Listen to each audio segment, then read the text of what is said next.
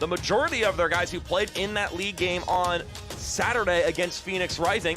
Meanwhile, of course, we're going to get to know some of these Harpos FC players better as this game goes along. It'll be the home side in their home kits, the red for Harpos. Our head official, Melvin Rivas. We'll wait to get all the watches synced up. And here we go from El Paso. It's the USL Championship side against the Pub Club, Harpos FC. Let's see what this one has in store for us. Whether you're a fan of Harpos tuning in from Colorado, couldn't make the trip, you're an El Paso Locomotive fan, wasn't able to make it out today, we welcome you in. Or if you're a third-party member so who knows? There could be a player on this team right now for Harpos that could in the future wear an El Paso Locomotive jersey.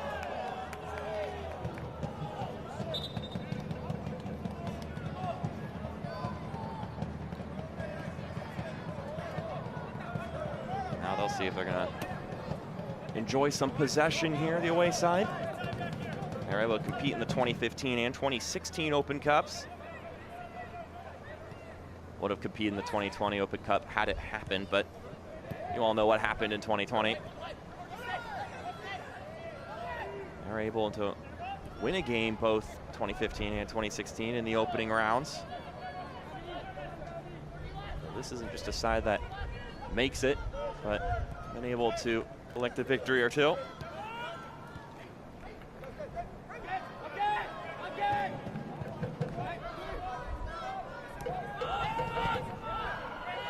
Roma.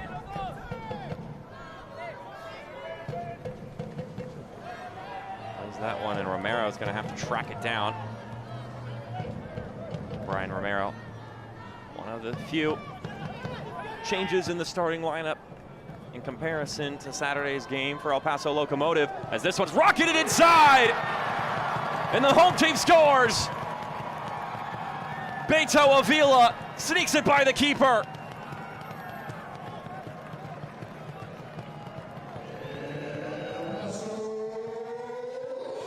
He's now scored in back-to-back games for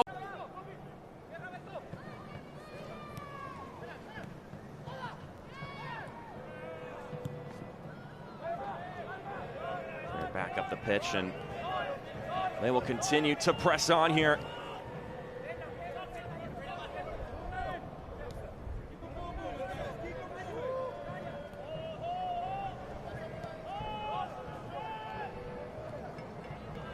Romero will bring this one forward, taps it out to Memo Diaz.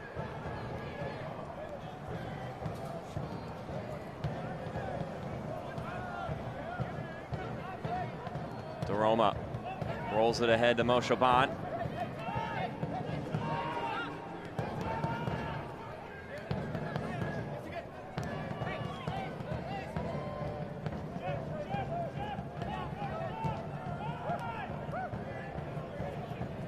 So far, it's been how Harpos would anticipate it. Talking to Johnny Friesen earlier today, he said obviously this matchup was going to be different from the Sunday leagues, as DeRoma wins it back for El Paso. Torres has some space, takes the shot, and it just glides over top.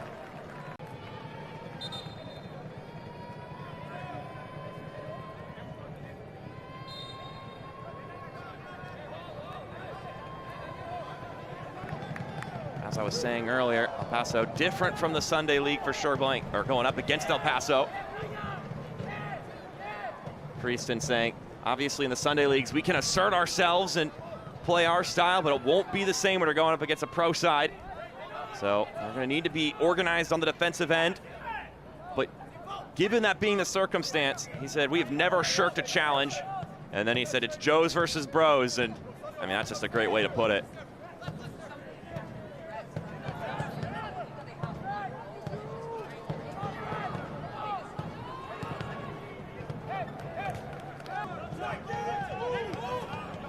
Torres has to get this one back into play.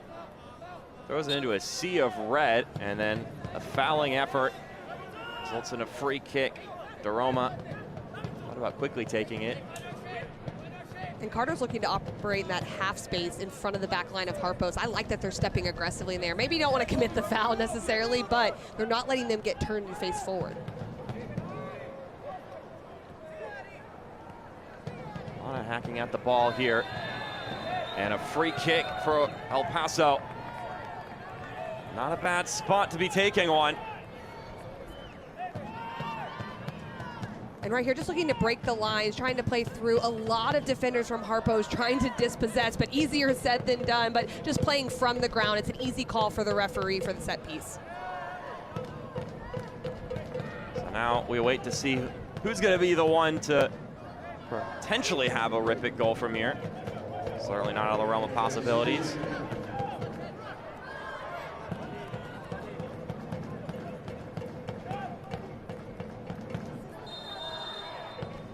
Chavez will need to be on his best here. Ortiz, not on frame. Difficult to get this up and over a wall from that distance. Ortiz actually does a pretty good job with it. You can see that it's something that you can see take shape as the game goes on at times, because little things are the separators, because it's not necessarily a talent thing. You're right. I mean, it's depending on every resource that you have, it can be incredibly difficult. But right now, you know, Harpos looks good. They look like they're staying in it, but the longer the game goes on, there's a physical and mental fatigue of defending too. The way the game goes, the context of defending against a team like this can be incredibly difficult. Service booted away.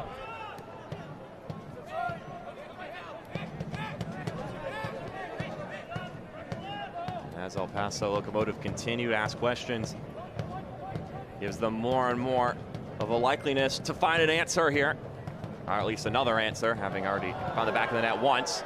Lifted ball, dealt with this time by Ricardo Perez.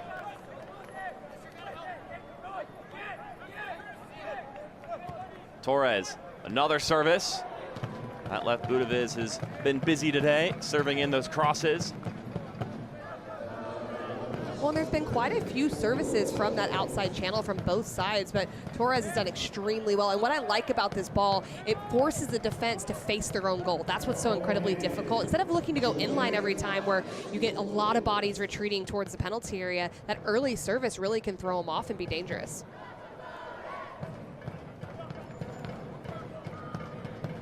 To catch them slacking at any given moment, and then, as you mentioned, put them in an awkward position.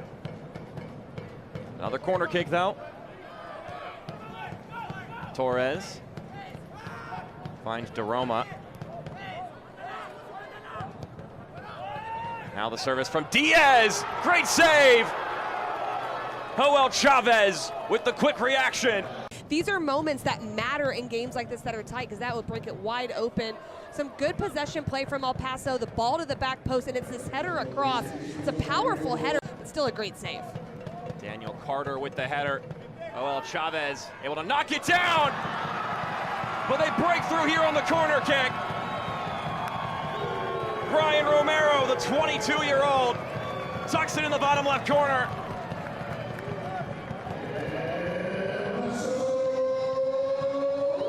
This is incredibly tough for Harpos, but kind of have that motivation to go, okay, that's the level. That's where I potentially want to be, and it's nice to take that back. Beto Avila, that's a nice touch. And then he earns a corner kick.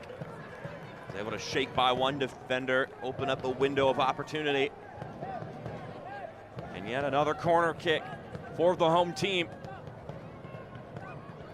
Done nothing but bear down here on Harpos.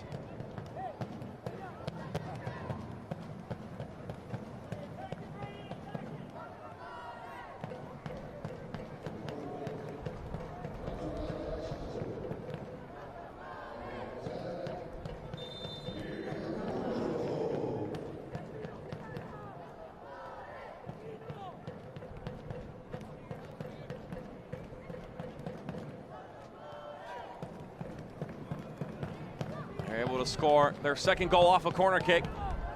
Service is still inside, and it trickles through for a third.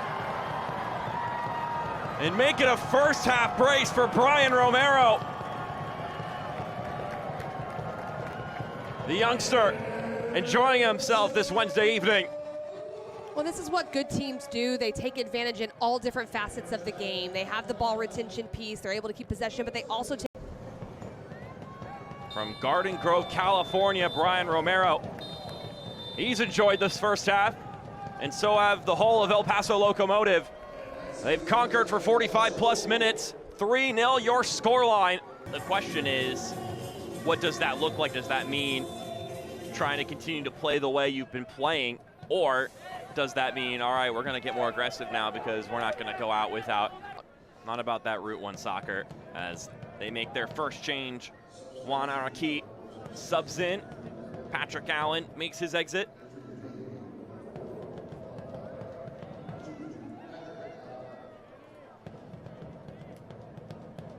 So our first tactical change for Colin Harrison.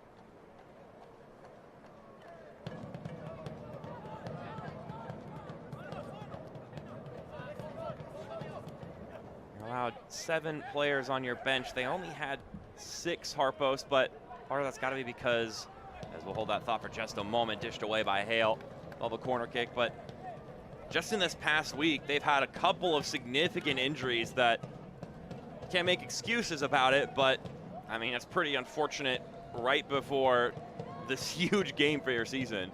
It's incredibly difficult because you don't have a lot of depth at times, and so you're depending on everyone to be healthy, and to have 3 major injuries in the last week, that changes the way you've been preparing for a game like this, and then certainly your depth coming off the bench.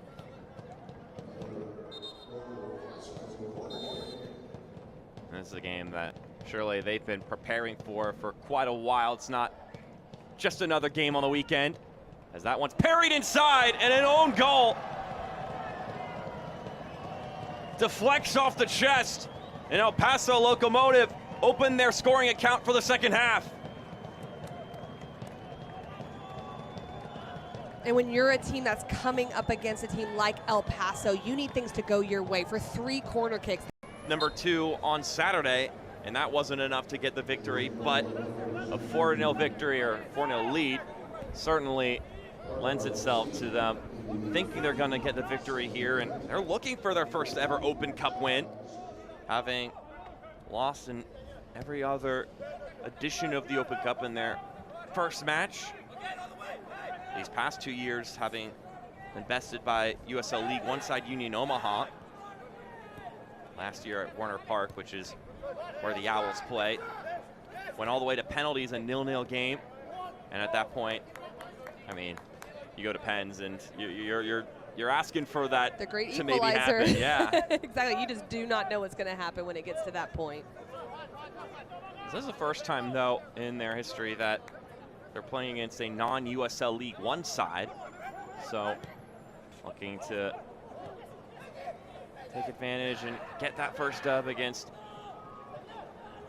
an amateur club versus a team that's just 1 tier below them. Moreno tapping out to his right for Diaz, and he'll roll it back to Chumesi.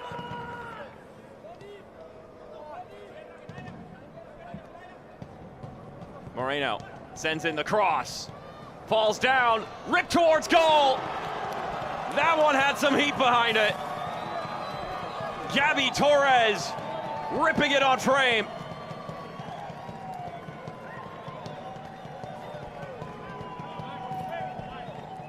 And it was the interchange in the wide space on the right. Lofted ball down the field. Lopez went for the cheeky attempt. Ends up drifting well wide. But to continue my thought from earlier, you wonder what the roster structure is going to look like for this El Paso Locomotive team coming into this game. Do you get in some of the guys who aren't going to get as many minutes when you're playing in a league match? Or are you going to try to maybe get some more time to gel since it's early in the season? And it's certainly the latter there. I mean, this is the whole roster here for the team when they want to go win against their fellow USL Championship sides. I think you have to. I think, one, you have to do it for the U.S. Open Cup and just respecting the opponent. Just take a look at that, as there was an opportunity there, a little bit of a dangerous play, but you respect the opponent, you respect the tournament, so you go for it.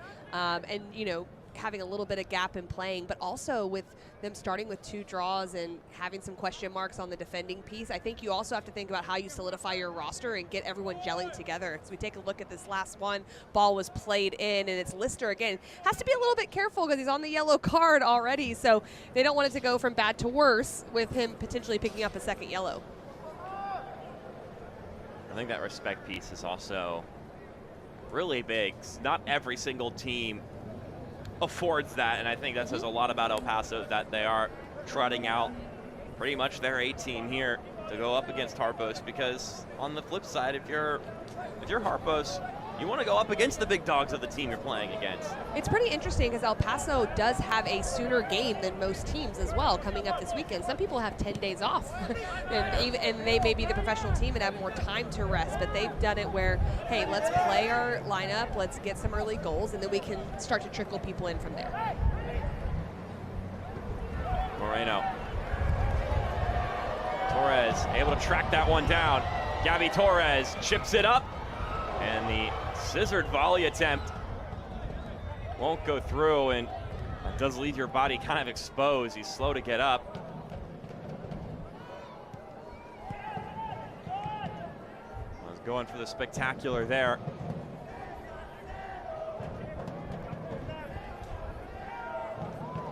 And this one, it's in! Harpos get one back! The Bros are on the board.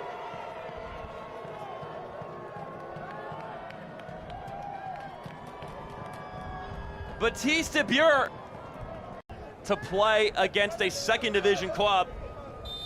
And now you have the honor of having scored against them. Batista Buer, 25 years old, from Kirkland, Washington. Mentioned earlier, several players on this team with ties to Colorado School of Mines. He's one of them. Played there for 4 years. And then on top of that,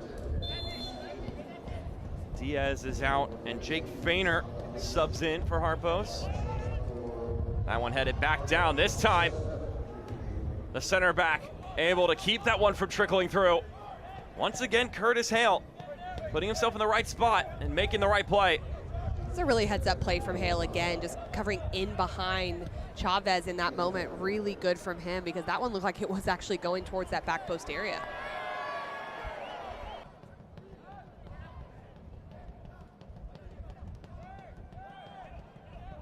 Toledo playing this one ahead, and it slipped through. He's dribbling by the keeper. Oh, cleared away. And out some more of that clock.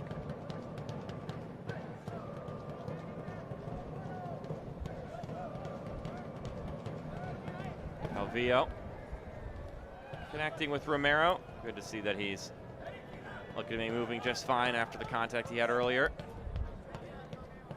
2 goals in this one for Brian Romero. Cabrera plays it up ahead.